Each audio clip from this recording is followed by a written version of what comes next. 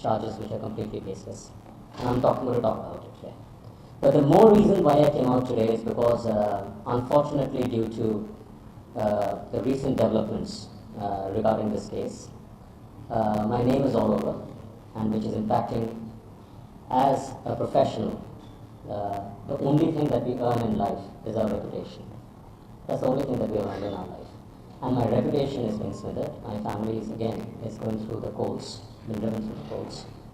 More importantly, I'm seeing what's happening to the industry, because I have my industry friends who are calling up and saying, why should anybody be doing such projects with anybody, with the government? Because if this is what the outcome of these things is going to be. And last but not the least are the 213,000 students who are out over there, who have been trained, certified, doing jobs, and their certification is now being brought into question. It is not an individual versus individual. I could have taken the beating. My family could have taken the beating.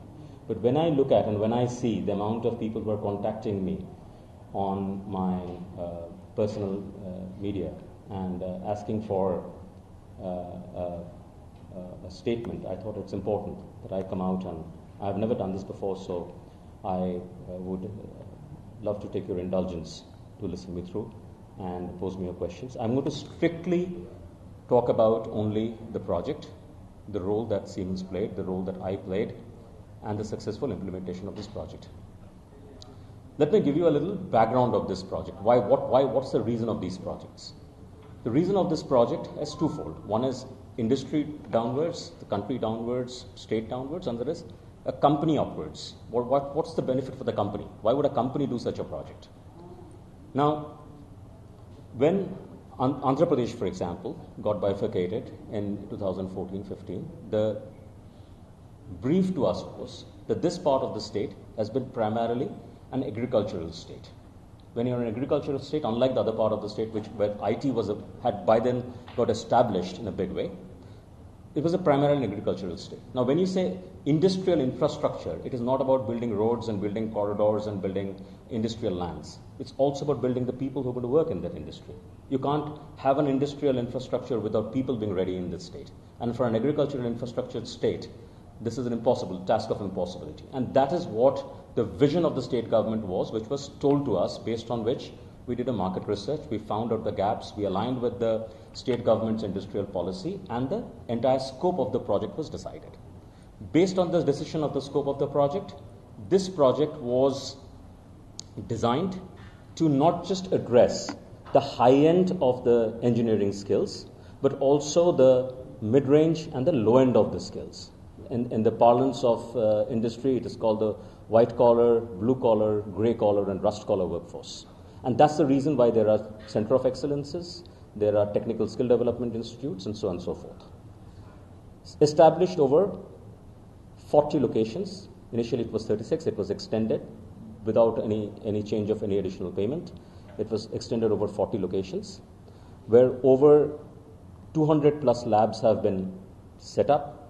These centers span over 250,000 square feet and more.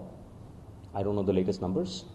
And till 2021, 213,000 students have been trained, certified, and all their details are available in the system. In 2021, so the contract was to build, operate, and transfer. Build, then operate for 2 years, handhold for 1 year, and then transfer this at the end to the government. All of the phases have been completed. In fact, it took more than 3 years, not thanks to COVID. The center was additionally run. Handover wasn't possible. And in 2021, these centers were handed over.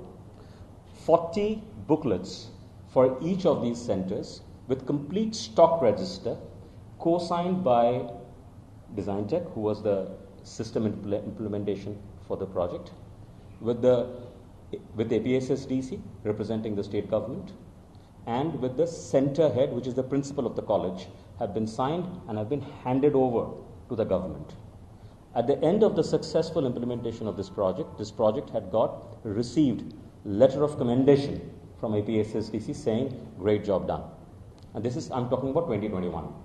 On the same 2021, the others, and this is the letter of commendation has come from the managing director of APSSDC, not some officer. I was not in Siemens. This is my after knowledge. 2018, I left. I had no understanding of what was happening. On the same 2021, there's another side of APSSDC, which, for reasons unknown, and I would be very curious to know what was the internal trigger that while the managing director is giving a letter of commendation based on successful handover and successful completion of this project, would somebody want to come and do an investigation which never ever did a single visit of any of these centers and did any single verification of this project and said this project is bogus, based on which an FIR was launched and rest is history. You all know what has happened. This